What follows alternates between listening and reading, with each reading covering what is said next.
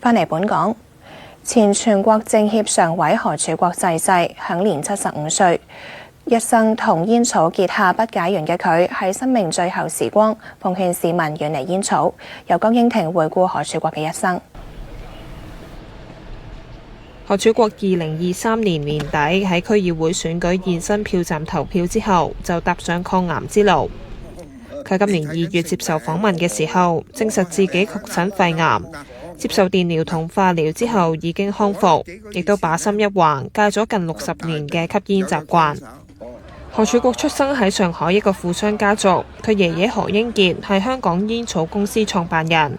90年代，何柱國喺美國畢業之後就回流香港，並且接手家族生意。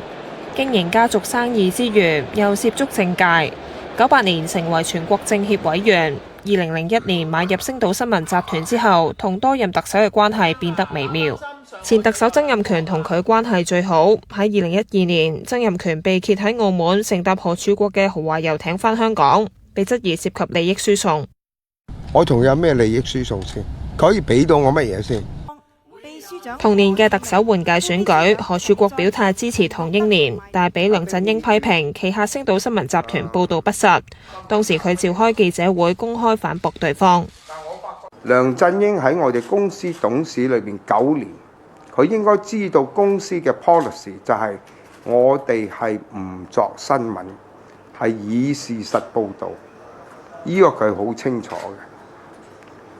所以我感覺佢今日同我記者講呢，咁嘅指控呢，係對星島係唔公道嘅。何柱國先生。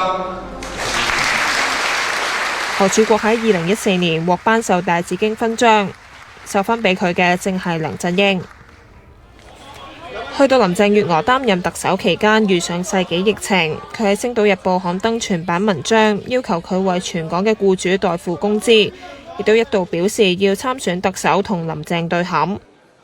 我想佢出嚟辯論呢，就係因為佢嗰時講過佢嘅建設多過佢嘅破壞，我就話佢嘅破壞多過建設10倍。咁我希望佢自己呢，就反省下，究竟佢嘅建設多，一定係佢嘅破壞多？我其實嘅目的呢，就勸佢唔好出嚟參選。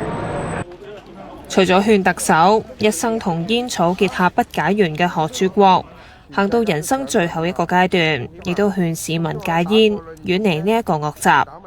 所以我勸啲朋友，如果食緊煙仔呢，減咗佢，因為過程好辛苦噶，死唔去仲辛苦啊！我講俾你聽嚇，好嗎？我講到呢度就。Now TV 記者江英庭報道。行政長官李家超對何柱國離世表示哀悼。李家超話：何柱國多年嚟喺傳媒行業作出貢獻，又積極參與國家事務，為香港嘅長遠發展提供意見。又話佢熱心公益、慷慨捐助，對佢嘅離世表示哀悼。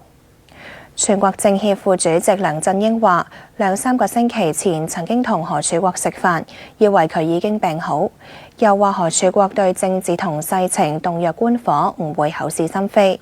當年佢競選行政長官期間，何柱國曾經公開高調反對佢，但係兩人冇嫌隙，之後亦都不時有交流，對何柱國逝世感到突然。